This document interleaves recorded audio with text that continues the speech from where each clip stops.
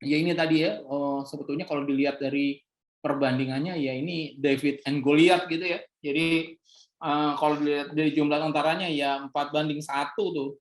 Kalau lihat dari angkatan udaranya itu 1-10 mungkin atau banding 11 gitu. Kalau dilihat dari kekuatan apa namanya, kekuatan angkatan lautnya itu mungkin berbanding berapa ya, kira-kira 1 banding 12 atau atau 1-15 gitu ya. Kemudian dari tanknya gitu, tanknya itu Ukraina dengan Rusia itu 1-5 atau 1-4 gitu. Jadi sebetulnya David and Goliath, tapi kemudian tadi kinerjanya ya. Jadi itu sebetulnya sesuatu yang menarik. Tadi kita sudah diskusikan mengenai teknologi di sini Bayraktar nih yang digunakan oleh Ukraina dari Turki, dan ini juga Ukraina menggunakan banyak teknologi lain, terutama untuk apa? Untuk mendeteksi, atau dia udah menggunakan AI ya. Salah satunya adalah facial recognition technology atau FRT yang disupport oleh Clearview gitu ya. Jadi teknologi itu memainkan peran banget gitu loh. Dan kebayang di sini kalau penggunaan teknologi itu bakalan ngangkat demand buat perusahaan-perusahaan tersebut, dan oleh karenanya harga sahamnya. Saya juga nggak kebayang tuh kenaikan harga saham dari misalnya Raytheon atau Lockheed Martin yang jadi produsen dari Javelin gitu loh. Misalnya apa namanya, produsen atau perusahaan yang memproduksi Bayraktar gitu.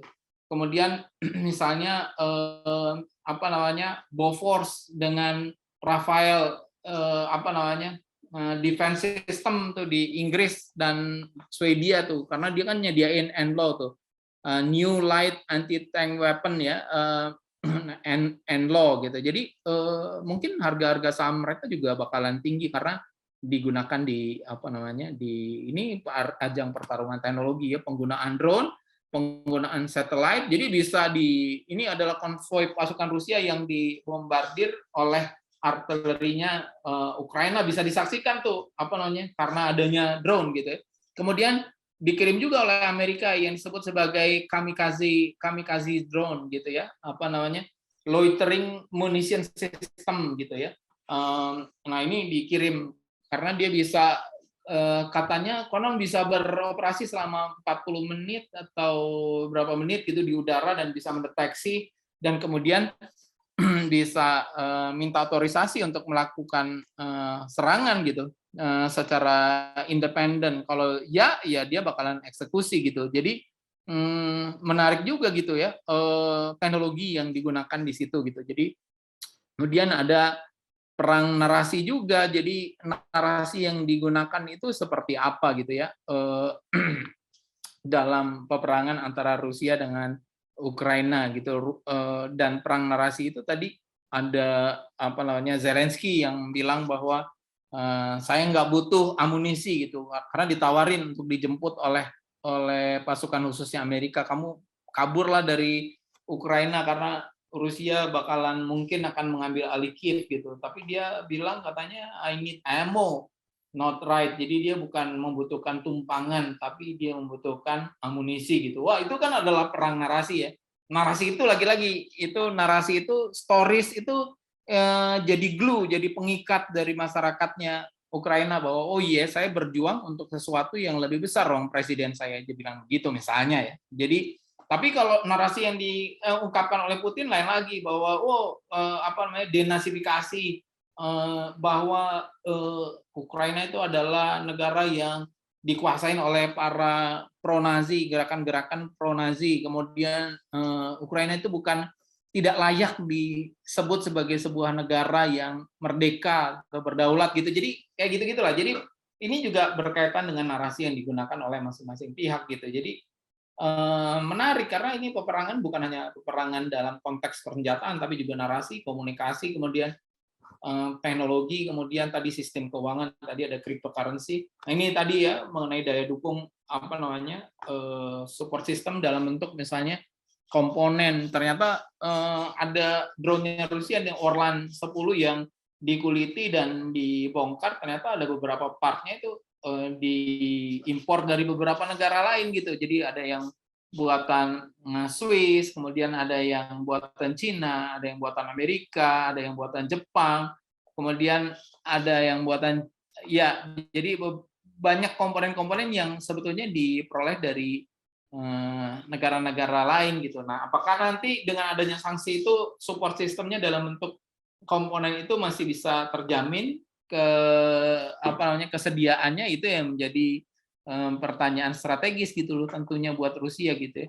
Dan katanya ada salah satu produsen atau pabrik tank di Rusia yang besar yang terhenti karena tadi ada problem pasokan komponen yang terhenti karena sanksi gitu.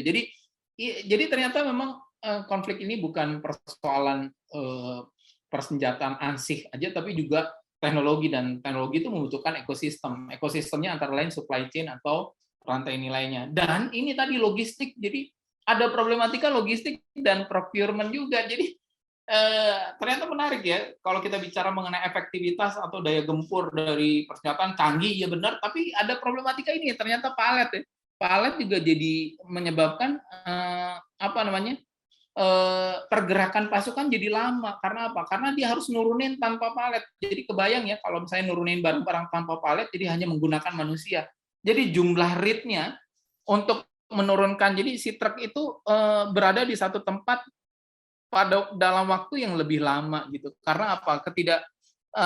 Tidak dipikirkan mengenai tadi sistem pendukungnya itu palet. Jadi truk-truk Rusia katanya minim menggunakan palet sehingga susah untuk dinaik turunkan barang-barang yang ada di alat angkutnya. Jadi naik turuninnya itu menjadi problematika baru sehingga konvoi itu terhenti dalam waktu yang lebih lama. Kalau konvoi terhenti dalam waktu yang lebih lama berarti lebih mudah untuk menjadi target senjata pihak musuh gitu. Dan yang kedua adalah problematika tadi procurement. Ternyata misalnya ban-ban yang diperoleh itu tadi ban-ban dengan kualitas rendah yang menyebabkan dia kadang-kadang kempes gitu karena beban yang berat dari truk yang dipakai gitu. Jadi katanya ada beberapa ban yang misalnya diimpor dari Cina tapi dengan kualitas yang kurang baik sehingga banyak yang ya saya yakin mungkin produk Cina tuh bukan berarti jelek ya, tapi mungkin yang dipilih itu bukan dari kualitas yang bagus gitu. Jadi menyebabkan problematika di medan pertempuran atau di garis depan gitu. Nah, ini yang menjadi problematika tadi yang mungkin menyebabkan tadi kinerja yang kurang seperti yang diharapkan dari angkatan bersenjatanya Rusia. Ini sumber-sumbernya banyak ya.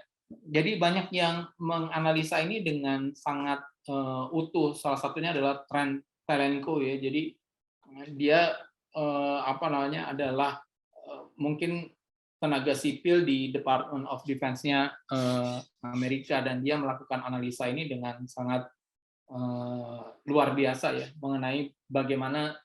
Menarik sih karena dari perspektif yang berbeda. Kita nggak kepikiran mengenai logistik ternyata punya peran terhadap efektivitas atau daya gempur dari persenjataan, sistem persenjataan maupun operasi militer yang dilakukan oleh Rusia.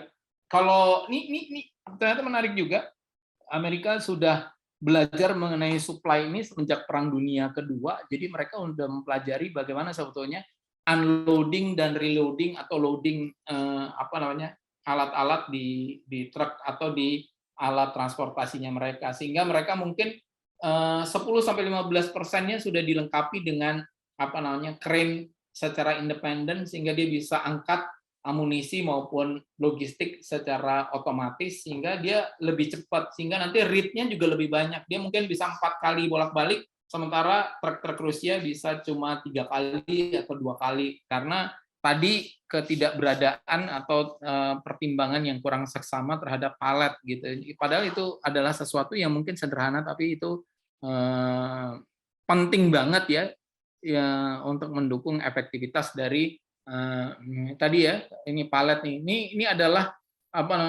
Javelin yang dikirim buat Ukraina nih. Lihat nih, lagi-lagi forklift itu bekerja bisa lebih mudah karena adanya palet-palet ini. Jadi palet-palet itu kadang-kadang kita anggap apa sih relevansinya, ternyata penting banget ya untuk membuat untuk memberikan daya dukung yang baik buat konflik ya, untuk pertempuran.